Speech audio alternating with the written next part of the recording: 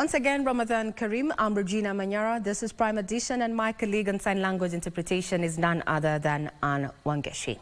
Now, the deployment of 1,000 police officers to war torn Haiti is in the pre-deployment stages. This is according to Interior Cabinet Secretary Kithure Kindiki, who says the troops are set to leave following the signing of a reciprocal agreement between Kenya and Haiti, as advised by the courts. This comes as violence escalated over the weekend in Haiti's capital, with heavily armed gangs attacking the National Palace. The U.S. has since issued a travel advisory to its citizens not to travel to Haiti, citing the security situation that is deemed unpredictable and dangerous. Fredrick Parsayo with the details. Days after the Haiti's Prime Minister Ariel Henry was in Kenya to sign the reciprocal agreement that gave the green light for the deployment of Kenyan officers to Haiti,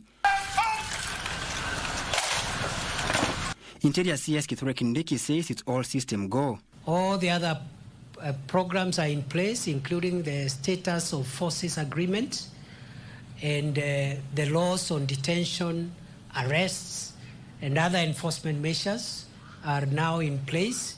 The standard operation procedures are in place, and Kenyan police officers will be just part of the multinational security mission in Haiti. According to Kindiki, Kenya has adhered to the court directive and is the final stages of sending troops as the lead nation in the multinational security operation in Haiti.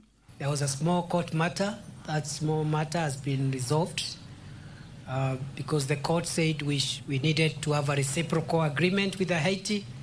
That reciprocal agreement has already been signed about a week ago. Additionally, he says all the paperwork has been concluded. Kenya is the lead nation, but there are so many other countries that have pledged to contribute troops. And this came from the mandate of the United Nations Security Council.